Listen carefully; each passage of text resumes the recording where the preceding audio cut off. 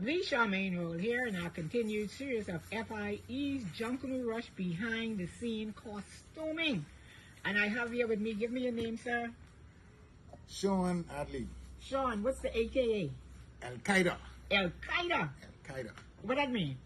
Well, that's, Al-Qaeda was a terrorist. Oh! So, he's a terrorist at Junkanoo. A terrorist. At Junkanoo. All right, so tell us a little bit about yourself and history. I see you got your Warhawk shirt on, so talk a little bit about yourself and let the viewing audience know just who this Al-Qaeda is.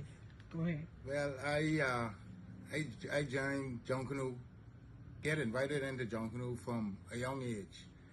I start off from about 1985. 85, I start off with Jerome Johnson, better known as JJ. He was Saxon. Saxon. And Genesis too, eh? Saxon. Saxons. Yeah, Saxons. okay. Right. Yeah. Okay. You know, that's the group I started in. I learned everything from there. That's the mother and the father group to me. Right. But around that time, we used doing lead costuming. That's all we used to do. Lead costume and in the back line. I was a drummer, you know, still tum-tum. Start off with goat skin and start beating tum-tum. And I venture into doing my own lead costume, you know, in the Saxon after a while. You know, they didn't need a next lead, so I pull up my socks and I was kind of lead from then, and that was almost 15, about 15, 16 years ago. Okay, so let me ask, how long does it normally take you to complete a costume to be? The completion?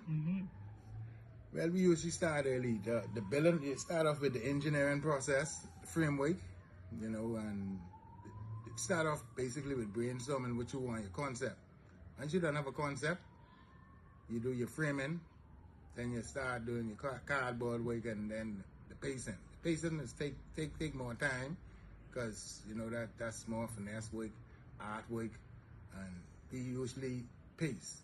Fluff hand cut. Right, I just was about to ask you that, because let's zoom in on that little piece in the back there. I see a little fluff pacing on that over in the back there. So, you know, that's what I like about the real old-time Junkanoo and pacing, where the paper is cut with chairs. Yeah. Or that old-time cutting. Well, now you know, everything engineering and elevating, they get a barber machine. It's called a sheep cutter. And it cut the paper just like the hand. Okay. You know, it's very nice. I use it. I have me one of them. I get the setup, because you know, after a while cutting with your hand, only so much paper you can cut. Yeah, I know. I see a lot of guys just use that white masking tape on their fingers at a point. Yeah. My uncle Ribs, I always see Gary hands always taped up. Yeah, because them shares don't play after a while. And I have a big group, so for me to be cutting for all of them, it just couldn't wait. Okay. So when the machine came around, I was glad for that. All right. So do you have any victory under your belt? Victory, blade costuming. I got four best costume. Okay. 4 best costume. We get about 2 second, probably about 3 or 4 thirds. Every morning I go, I on the board, and I been doing banners for the last 3-4 years for my group Genesis. You know, we were in need of someone to do the banner. I was doing banner, and I pick up probably about 3 or 4 second and third in the area too. Okay. So what should we expect from Genesis this year, the Warhawks? Genesis, big change, and we can give the fans and the people out there something to see both mornings. Genesis is hot this year.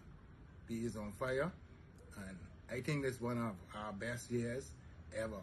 Both mornings, we are competitive. Awesome. So there you have it, folks. Sean Al-Qaeda. Watch out for him this coming up Boxing Day and New Year's Day from the Genesis Warhawks. Thank you so much, Sean. All right, Charmaine, thank you all.